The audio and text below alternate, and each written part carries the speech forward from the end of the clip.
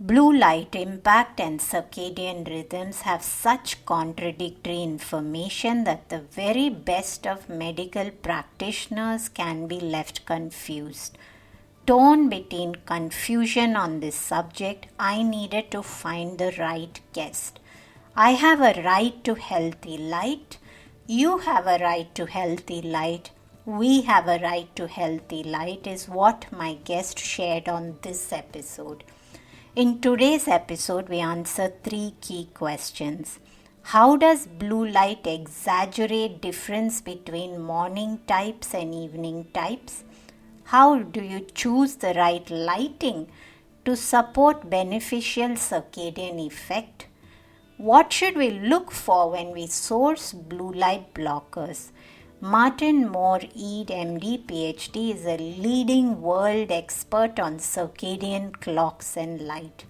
As a professor at Harvard Medical School, he led the team that located the human circadian clock and showed how it is synchronized by light. He founded the Circadian Light Research Center, which identified the key blue wavelengths that control the clock and patented and developed the first evidence-based health circadian lights. Let's get started.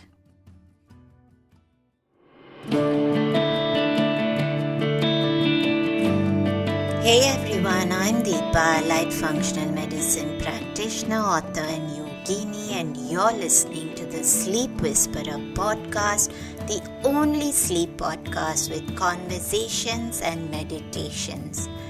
I'm on a mission to share profoundly insightful sleep conversations with global visionaries that merge together functional medicine and ancient wisdom. Breathe in bliss through weekly guided meditations and let yourself enter the land of dreams. Together, let's unravel the pieces, get to the roots, and understand the right tools to transform your sleep completely. Through this podcast, I want you to dream the best version of yourself. It's time to regain hope and begin your sleep journey. Dr. Martin Moore-Ede, it's a pleasure to have you today on the Sleep Whisperer podcast. I'm definitely looking forward to this conversation. I think you are the perfect person to clarify a lot of confusion that's happening around blue light, because we've had people talk about how there's no evidence that it impacts sleep, and then a lot of practitioners themselves are feeling a little troubled that they don't know what is the right information, because sometimes they put the information out and then they get criticized saying there's no evidence that blue light can impact. So you have I think you are the best mentor for us in this topic. So today I'd love for us to get started by just talking about this. Professor Michael Glarissa has been on the show before. We've had a conversation about how blue light has no impact on sleep, following which I had a lot of other practitioners who strongly defended that there is evidence that blue light is impactful on sleep, circadian rhythm, maybe all of health. And so I would love for you to clarify what exactly is the truth when it comes to blue light before we go into specific aspects of electric light and whatever we can do for ourselves. Absolutely, yeah. The thing about blue, and this is really strange to me as I started looking at this, is that it's a very loose term. What is blue? Some people use all light that's violet and blue all the way up to aqua type colors before you get into green as blue, have a very broad range of blue. And there are claims about blue light, some parts of the blue light spectrum, which have very different effects from others. So it's been a real mess. And so effectively what happens is that as you look at the color spectrum, and as you know, white light is composed of a full rainbow range of colors of different proportions, depending on where it comes from. when it comes natural light from the daylight or from the sun, it's got a fairly broad range of spectrum, but where most wavelengths are fairly equal across the spectrum. Others, like LED light, have a very sharp spike, typically around 450. So if we define the broadest range of the blue and violet lights is between, or high energy lights, is between about 400 and 500 nanometers on the scale. If we look at down at the right at the violet end of the scale, blue light at 405 has got antibacterial effects. It will kill bacteria, right? That's one of the main things there that's used. When you move up into a range that's around 425 to 450, some people call it indigo. It's one of the named colors, but it's basically that color. At very high intensities, like you get in sunlight, bright sunny day, that can cause eye damage, right? It can cause cell death in the eyes. We get very, very bright levels for a lot. So that's one. And some people are more susceptible to others. But this so-called blue light hazard in that part, the 425 to 450 part, is actually really something that's way overstated and does not occur indoors, because light levels indoors are almost 1,000 times less than light levels on a very bright day outside. So we tend to live indoors in quite dim levels of light, almost twilight levels of light. At that level, there is absolutely no blue light hazard. So wearing blue blocking glasses to prevent blue hazard, which opticians like to try to tell you, makes no sense whatsoever. Because that's one thing. Okay, so next thing is there's another area up at more towards the green, more in the sky blue range, as we move from the purple, from the violets to the indigos to the sky blue. And that blue is highly effective at resetting the circadian clock. There's enormous evidence of this. So anybody's claiming that it doesn't reset the circadian clock is clueless. They do not know the science. We know that it's the precise, what matters is several things. What is the precise wavelength of that light? The circadian clock is reset by special receptors in the eye that contain a photopigment that is maximally sensitive at around 480 nanometers. Remember that 400 to 500 scale, about 480 nanometers. And light around that range is effective at resetting the circadian clock. We've done extensive studies with people with a wide variety of different types of lights, because different types of lights have different spectra. And we've been able to narrow down that there's a very effective range for circadian entrainment. And we recently did a consensus study of 250 leading scientists in the field. All agree the most sensitive area is between 460 and 495 nanometers, right, in the blue. So it's around that 480 peak. So that's where the effective thing of circadian rhythms is. Light falling there will reset the circadian clock far more potently, 25 times more potently than broad spectrum light, white light. So there's extensive studies. You can use a very small dose of blue light and have the same effect as a very bright dose of white light. So it's that part of the spectrum that's very effective. That blue light will shift the circadian clock. When you shift the circadian clock, it depends on what time of day you're exposed to that blue light. So blue light in the evening will shift it to later hours. It will what's called phase delaying the clock. Blue light in the morning will actually shift it the opposite direction. It will phase advance the timing. And that blue light is going to shift the clock, and it's going to shift everything else that depends on the clock. So sleep is actually the sleep-wake cycle is shifted.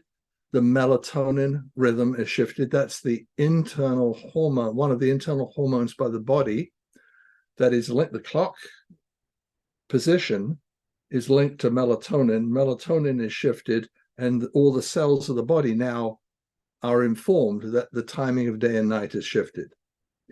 So basically, we've got a very clear. So here's several, but there's so much confusion in this field. People sell blue blocking glasses.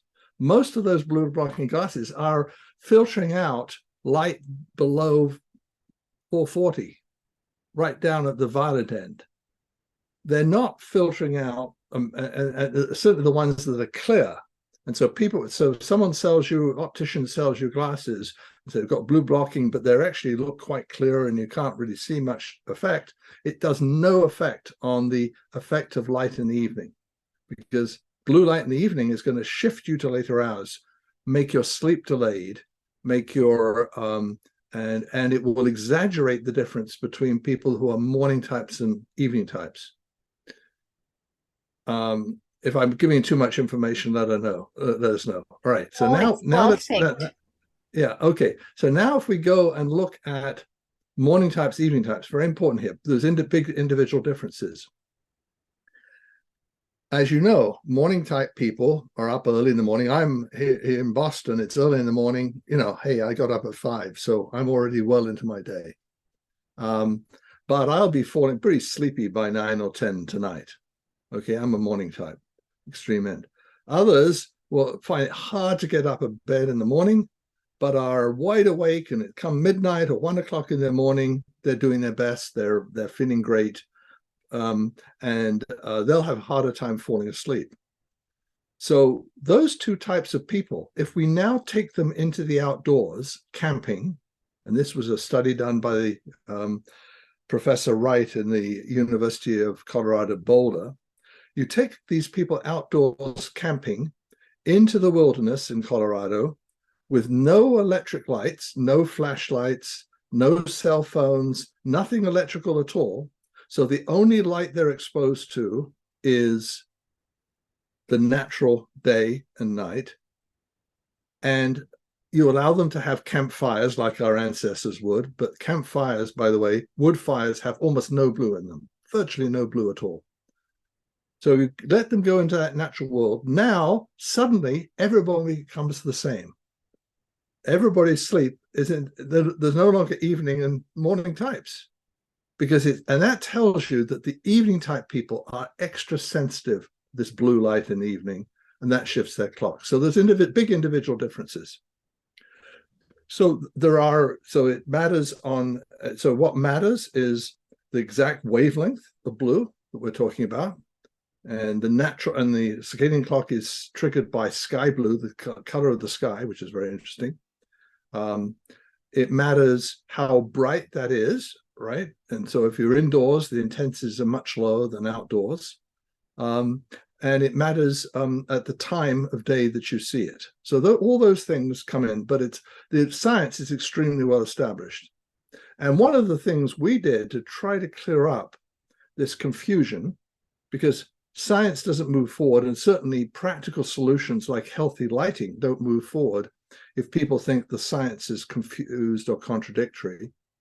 What we did is we went out and found all the leading scientists around the world who published 4 or more papers on circadian rhythms and light, and did a consensus survey with them all, and were able to come out with 25 clear conclusions, which all are supported by what I'm saying.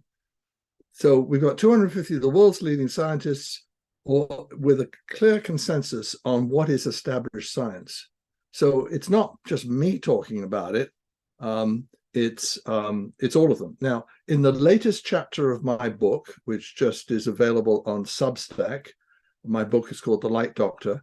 In chapter 5, which was just released this week, I actually discuss that whole consensus study with the scientists, and I show what were all the scientific facts that are very well established. And they include the fact that blue light is by far the most effective at this 460 to 495 nanometer range. So it's well-established science, and anybody who says otherwise is just either doesn't know what's going on, or is trying to confuse, or is trying to sell you something different. So you need to go back to the core science that's very rigorously done. Thank you, Martin. And I think one more thing that you spoke about, I do want us to clarify. You spoke about those who are early morning and those who are their very best in the middle of the night. And I must ask you this question because there's this very popular sleep book by Michael Bruce who calls himself the Sleep Doctor, where he talks about how the night owls, they've tested them and their melatonin release is later than others. Well, to me personally, it sounds as if somebody's staying up and exposed to light, their body's endocrine system is going to shift to support that, just as you spoke about the delay. Yes, So I just want to exactly. ask you, because you spoke about the research where they went to the campfire and everyone came back to the same rhythms based upon nature, that is the concept of a night owl truly something that is just the way it is, or is it just that they're exposing? I mean, I think the very best thing that I heard from anybody so far regarding the night owl was your statement that they're more sensitive to light. That makes tremendous sense to me. Does that mean that they take care of themselves a little bit more, or does that mean that they stay up in the middle of the night and do their very best? So I do want you to clarify that. Right.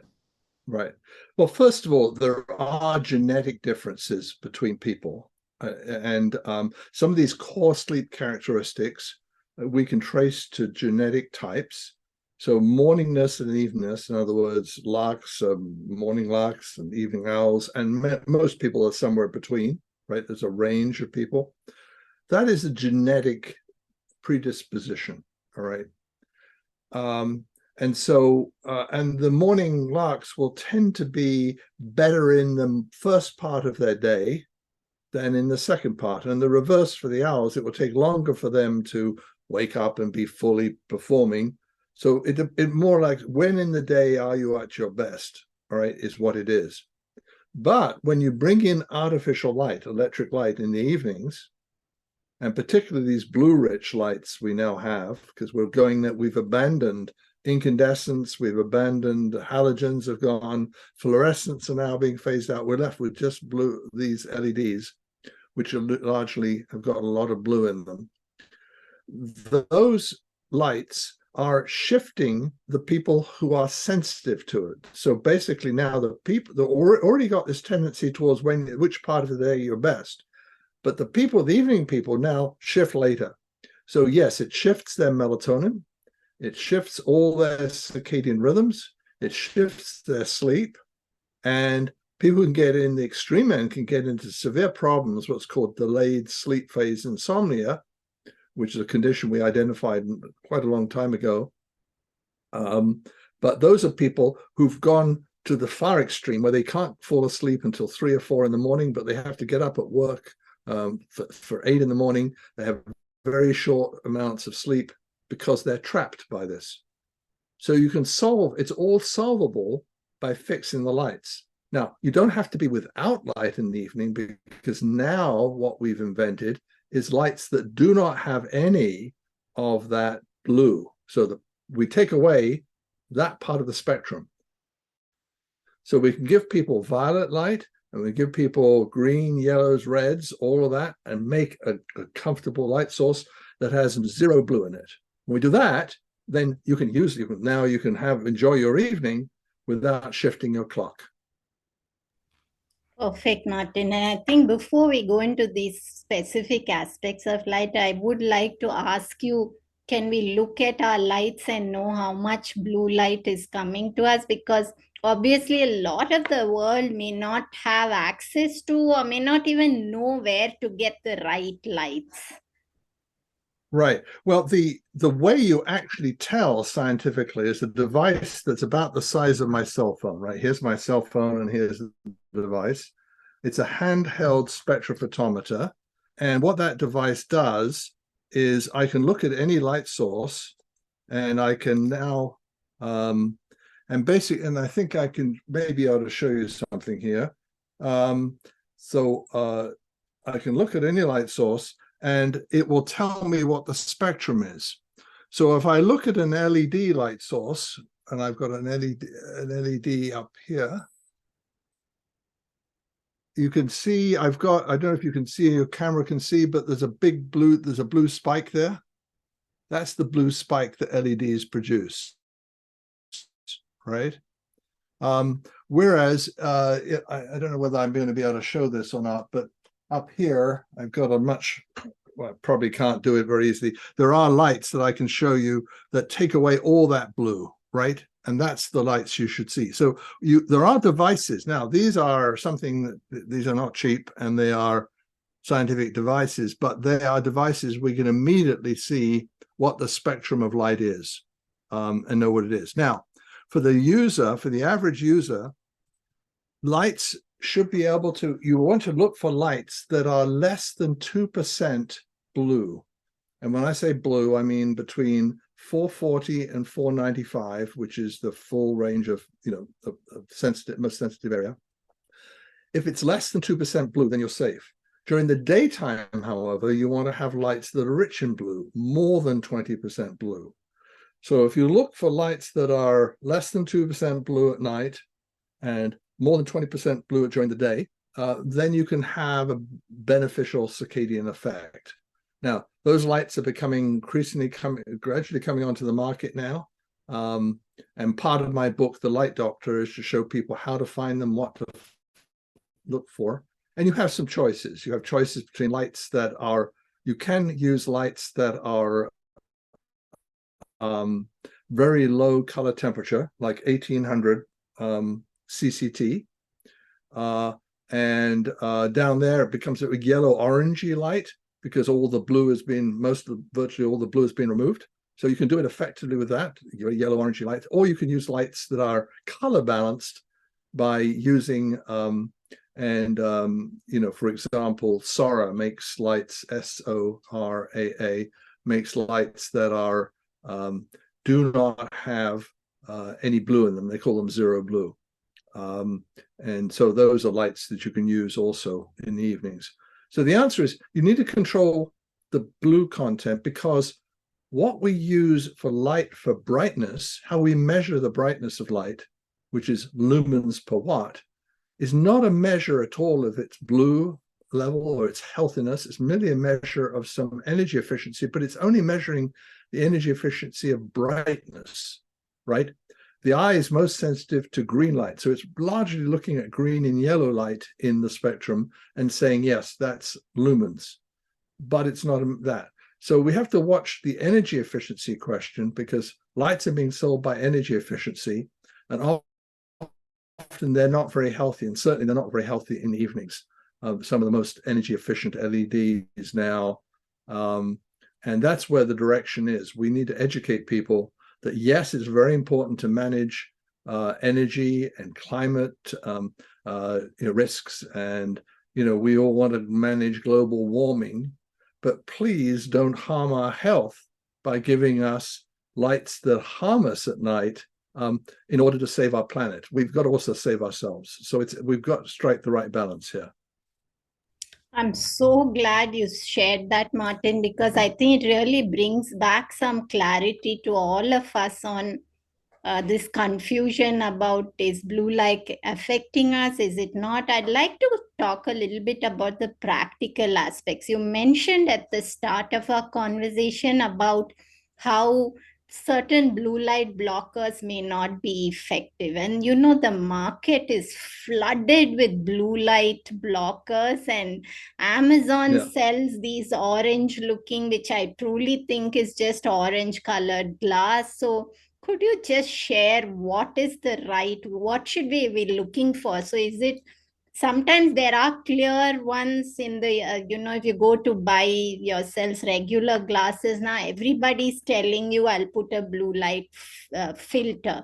Then you go on Amazon, and sometimes, when you see practitioners on social media posing with the red or orange glasses, a lot of people just go on Amazon and buy orange colored glasses, and I'm not quite sure that's the right approach to protect our eyes from this exposure. So could you tell us practically, where do we go? How do we get the right one? Right. Yeah, no, that's a big problem. I mean, blue blocking glasses is such a loosely used phrase. But there is a truth, a kernel of truth behind it, right?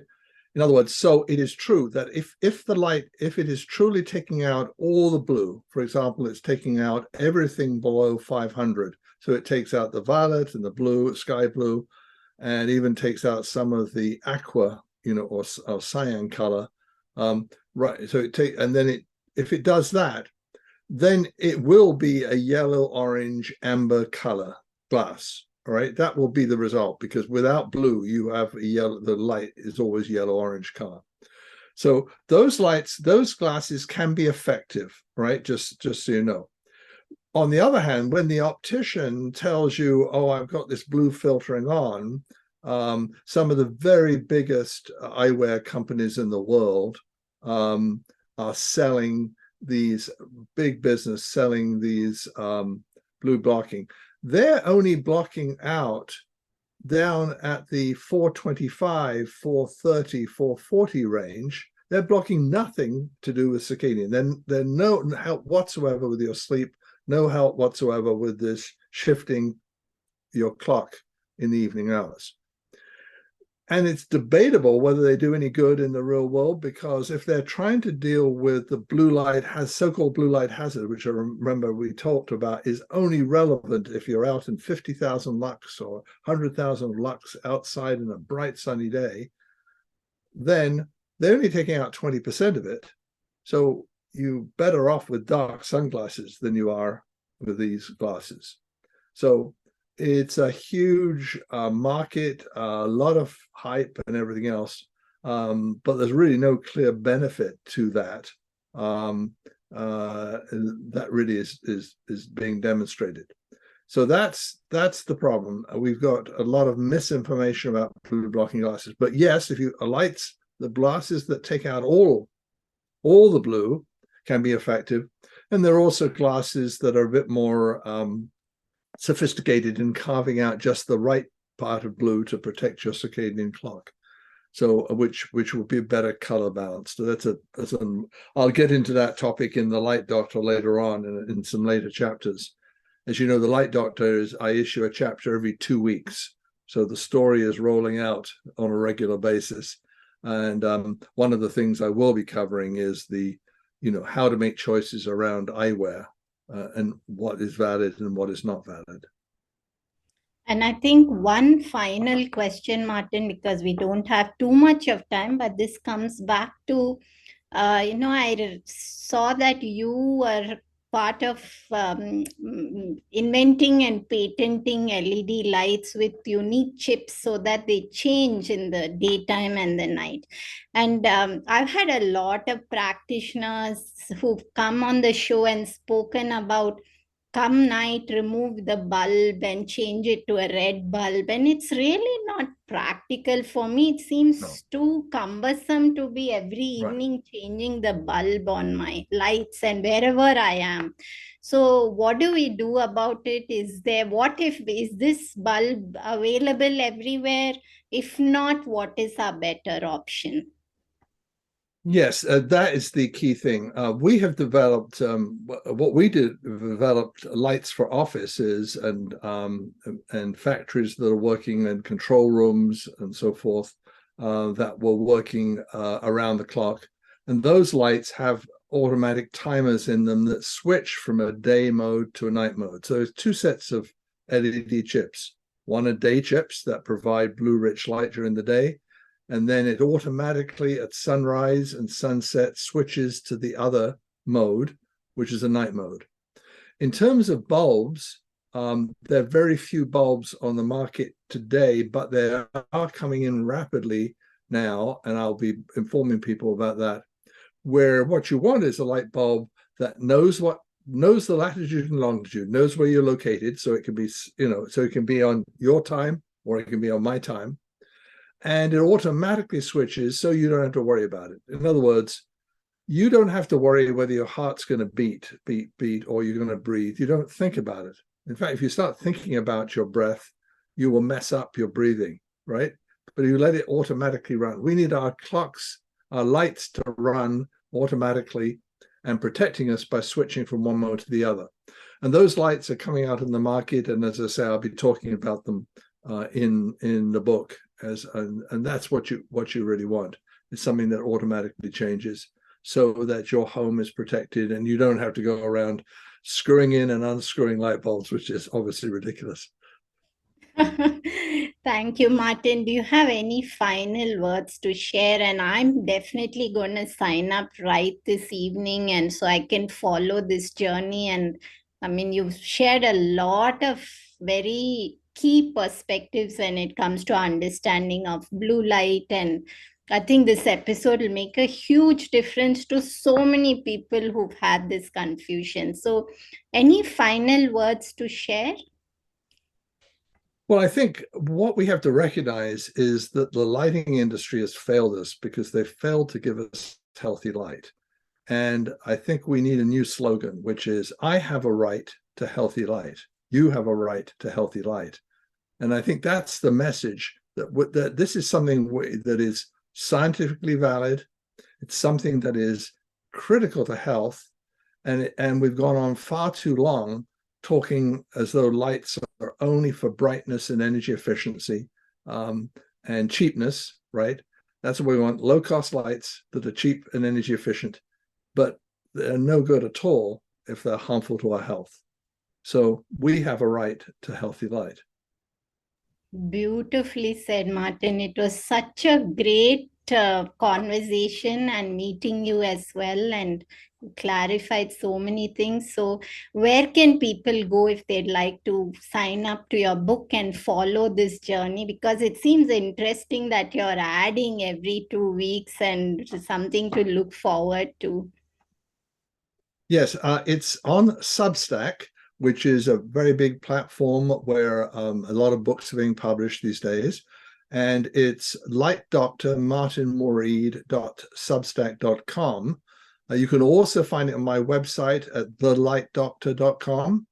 And those websites, so look up The Light Doctor Substack, search that, you'll find it. Delighted to join the journey. There are free subscriptions. You can watch this book for free. There are paid ones as well if you want more content and more information. But we got thousands and thousands of people joining and welcoming everybody from all over the world joining on the journey. And as I say, I provide on that. The written chapters come by email, and they're also on the website. And I also have podcasts that come out, 2 podcasts that come out also. So all of that is on Substack.com and under The Light Doctor. Thank you, Martin, for giving me your time and all the valuable experience of so long. And you definitely were a mentor to me in this quick 30-minute episode. So thank you for giving us your time. Good. Well, thank you for sharing, and thank you for your excellent questions. I think you got right to the most important issues. If you are confused about blue light impact and circadian rhythms and torn between contradictory information between practitioners, I would recommend staying with Martin Moore-Ede's book as a guide.